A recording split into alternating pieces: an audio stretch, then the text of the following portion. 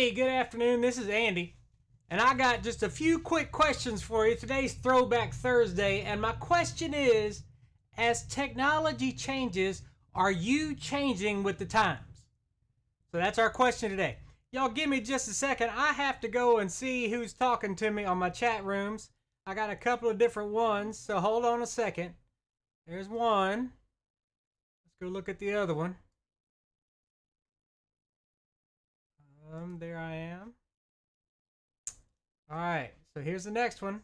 Let me mute that one real quick. All right.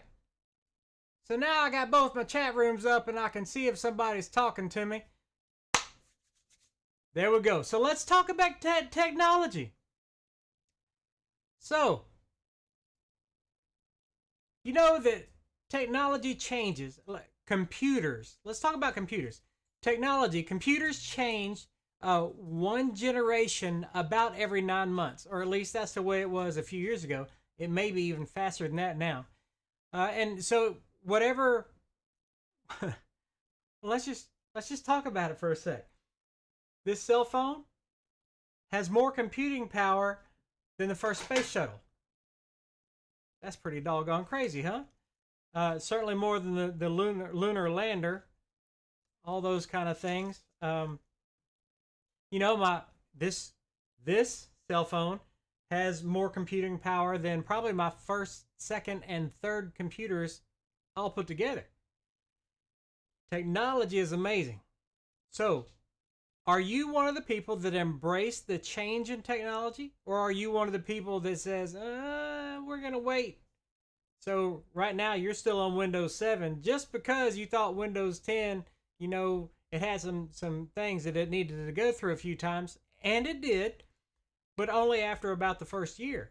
So Windows 10 has been out for a pretty good time, and it might be time for you to consider upgrading, especially since Windows 7 is gone by the wayside as far as support goes. Now, for the most part, people would say, but it's not going to matter. Y'all, there are so many security bugs and fixes that are coming out all the time. You know, Microsoft releases their major updates on Tuesdays. So Wednesdays, I get calls, usually people saying, my computer updated and I got problems. Can you help me? So there's a lot to think about there. So on the same channel, Macs are the same way. They get major updates every now and then. And tell you what, we have at the church, we have two Macs that handle our audiovisual stuff. One is our streaming Mac, and the other one handles our projection. Believe it or not, I allowed the system to do an update from whatever the one was before to the most recent OS 10 update.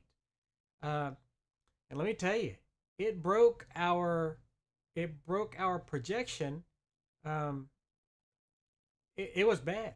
We didn't get the projectors back online until the service had started at 10:30. We didn't get them back online until about 10:45, 10:46, something like that. It was a stressful Sunday. So sometimes you wonder about embracing the change and embracing the updates. So I kind of ride the fence. People often ask me for my opinions on things like this. So I'll be honest with you. I ride the fence on my work computer, the one that we're looking at right now. It is a monster computer. It's, 32 gigs of memory. I think total of 8 terabytes of hard drive space or something like that. It's my work computer, and I do a lot of hard work, make it do a lot of hard work. Anyway, but I got to be honest with you, I make it update all the time. Now, it's running Linux, Pop OS to be specific, and so I'm not so scared about it because I can go back to a previous version pretty easily. Now, if this were a Windows computer, I've got one of those over there. It's not so good on doing the updates, right before you got to do a project. That's kind of scary. Same thing goes with a Mac. So I like to stay up to date, but not on the day that I have major work to do.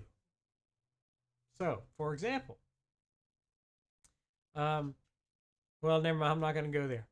Don't do updates the day before church unless you know that it's not going to hurt anything, because that really just kicked our tail. And then other things have happened, of course, from that experience. We've learned a lot. So let's talk about other things about updating technology. I'm I love Android phones. This is a Galaxy S9 Plus.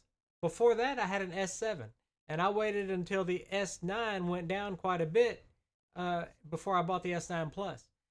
But it's been a great camera for me. And the reason I went with the Plus, there again, let's talk about uh, why do you need to upgrade to certain things. I went with the Plus because I'm a photo bug. I used to be a photographer, and now I love taking pictures when we're out and playing and on the trail or in the creek or when we have the grands or if I see a I've got a picture of a cow with her head up in the hay and she's all hayed up. Anyway, every now and then you see a good thing to take a picture of. So I like the S9 Plus because of that. Now I know that there's an S10 and I know there's an S20, and it'll probably be a couple more years before I'm willing to spend that much money. Hopefully they'll keep coming down in price. By the same token, if you're an iPhone user, you I know plenty of people that are still on the iPhone 6, and it's just because they're not willing to spend the money on something that works to get up to the same thing. If it ain't broke, don't fix it. So there's a balance, I guess you'd say, onto how much you're willing to spend versus how much do you need the tech.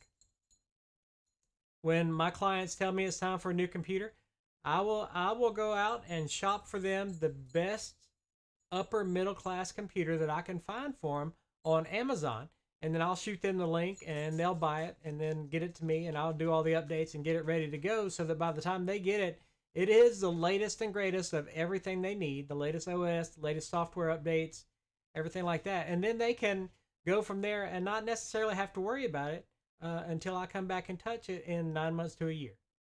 So you guys can configure can figure out what you want to do and think about things like that. You don't have to be on the latest greatest tech. I'll be honest, this computer now is more than a year old, and like I said, every 9 months there's a new generation. Actually, I think there's been 2 generations since I've gotten this computer, built this one.